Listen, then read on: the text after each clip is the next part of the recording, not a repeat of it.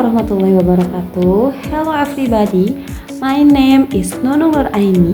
Today I'm going to retell you a book entitled Bapakku Pahlawanku, written by Ucik Nurmawati and published by Indocamp. This book tells the story of a little girl named Bintang. She lives with her father. Her father named Abbas. Bintang's mother was died when she gave birth Bintang because she was bleeding. Bintang is still 7 years old. She is in the first grade of elementary school. Bintang and his father lived a simple life. They lived in a little house. Mr. Abbas had many work. Sometimes he becomes a construction worker, a laborer, or even a scavenger. However, he went to work dressed neatly like an employee so that Bintang would not be burned with his father's work. Every afternoon, Bintang always waited for his father to come home from work. Bintang welcomed his father happily because it was just the two of them. Bintang lived a simple life. Every day, she always brings food to the school so she doesn't snack. One day, Bintang asked his father to buy fried chicken like her friend Ayu, even though it was only a small request, but it was very hand to got it. He was very grateful that his daughter was able to be patient in holding back her desires. For other people, a piece of fried chicken may not be much, but for him, it was very expensive. He had to set aside 5,000 for a piece of fried chicken from his income. One night, Mr. Abbas asked Bintang about his dreams.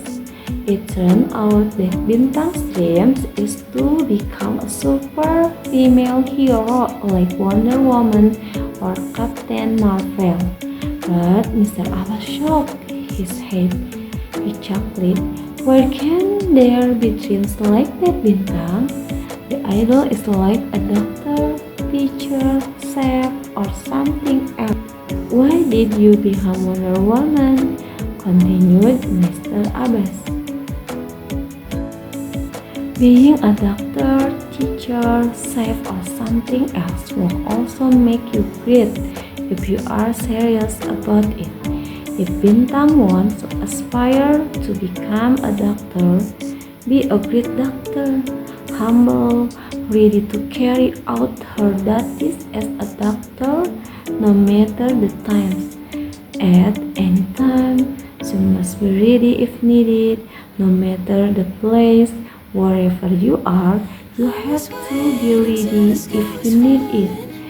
It doesn't matter who you deal with, rich or poor, old or young. The point is to be seen in carrying out your obligation as a doctor, explained Mr. Abbas.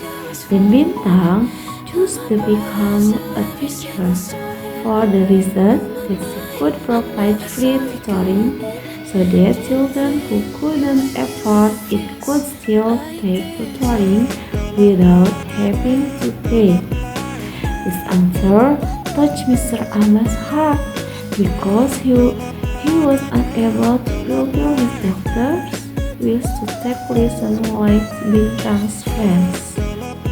A few years later, Bintang was a teenager. He is 16 years old. Her small body was almost as tall as her father. Bintang grew up to be a slightly quiet child compared to his cheerful childhood, but he didn't close himself off. He still hung out with his friends. Bintang was a diligent student and excellent in Indonesian language listening. She likes reading and has a talent for writing. Sisa once took part in a novel review competition, which brought her third place in the first stage, although in the next stage she only came in a sixth place. To develop her writing talent, Bintang took a journalism extracurricular. One day, Bintang and her friends gathered in the hall. Mr. Andre, as the extracurricular teacher, gave the task of conducting interviews with sources and documenting them. The Bintang group chose TPST by uploading the lives of scavengers. After traveling for 30 minutes, Bintang, Gilang, and Nindi arrived at the TPST.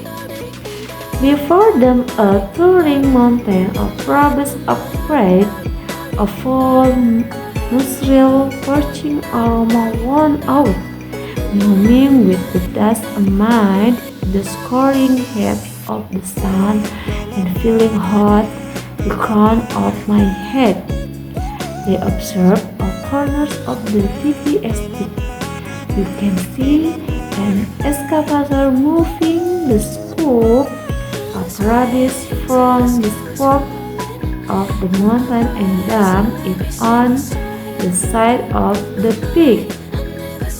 The scavengers very namely picked up the plastic that the excavator had dumped and put it in the basket they carried on their back. That Bintang, Gilang, and Nindi shared duties. Gilang was assigned to take pictures. Nindi interviewed scavenger men, and Bintang, Gilang, and Nindi shared duties. Gilang was assigned to take pictures. Nindi interviewed scavenger men, and Bintang interviews scavenger women and child. After getting enough information, Bintang looked for a place to take shelter while waiting for her two friends. Suddenly, her eyes froze when she saw a figure she knew. Suddenly, her eyes froze when she saw a figure she knew so well. His body immediately became petrified. Her eyes looked at the figure who was busy sorting the plastic waste he had collected and then putting it into shape. Her heart felt like it had been hit by a big rock when she saw the view not far from where she was taking shelter. That figure is Mr. Abbas, his father. The next day, Bintang asked Nining to take her to the TPST. Next, the two teenagers were at the TPST. Bintang immediately rushed to her father's place yesterday.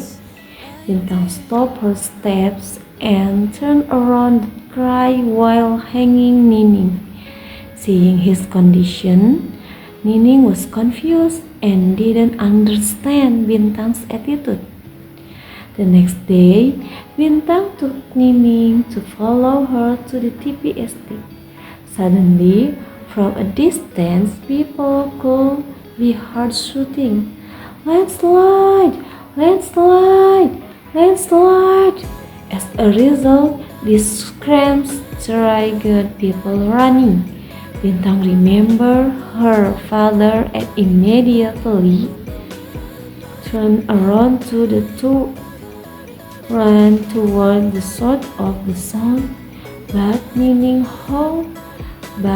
held her arm because she was worried about the danger of a landslide.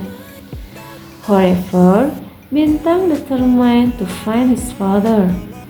She immediately ran toward where her father had been, but did not find him.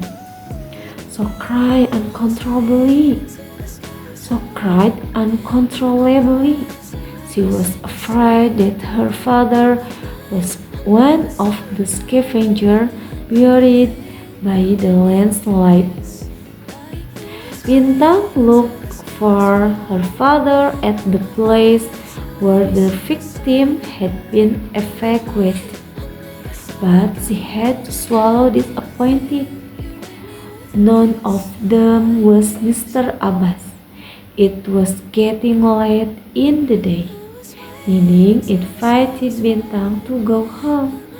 Nining asked Bintang to think positively and pray that her father would come home. Bintang had no choice, but she followed Nining's advice. She walked as if he was powerless. Nining faithfully took her home. Suddenly, Bintang stepped into the house. He was surprised to find the door of her house unlocked. Bintang threw his body in the guest chair. She took off her shoes and shocked. Bintang threw his body on the guest chair. She took off her shoes and shocked. Then she leaned her back against the back of the chair.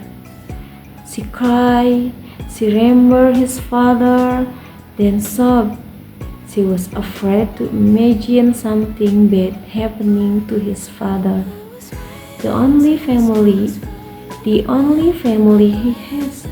Suddenly, Bintang stopped crying when she heard her father's voice saying hello. Bintang jumped when a tap landed on his shoulder. Suddenly, Bintang raised his face. Safely, Bintang rushed to hug her father and cried. Mr. Abbas was surprised. Bintang just shook her head and hugged her father even more. She was very grateful that her father was fine and was in front of him. Mr. Abbas told Bintang to clean himself and perform the Maghrib prayer. After that, Mr. Abbas was waiting for Bintang for dinner. Bintang pulled a chair, then sat in front of her father. She stared at her father's face as if she still couldn't believe that the man who had raised him since she was a baby was still in front of her. Bintang asked Mr. Abbas, was her father's safety from the landslide that occurred at TPSD? Mr. Abbas was stunned. All this time, he had managed to hide this from Bintang, but finally his doctor found out.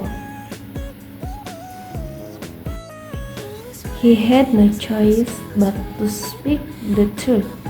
In fact, Mr. Abbas didn't want to be honest with Bintang, but Mr. Abbas didn't want to burden Bintang. Mr. Abbas wanted Bintang to develop like other children. You can go to school and study well so that in the future Bintang's life will be better, unlike now. Hearing the explanation and remembering how hard her father works, Bintang was relieved. He didn't care about her father's job. She will not be embarrassed if in the future a friend makes fun of her because her father swept is much more valuable. She will not waste every drop of sweat that drips. In fact, She was determined to replace it with a sense of pride.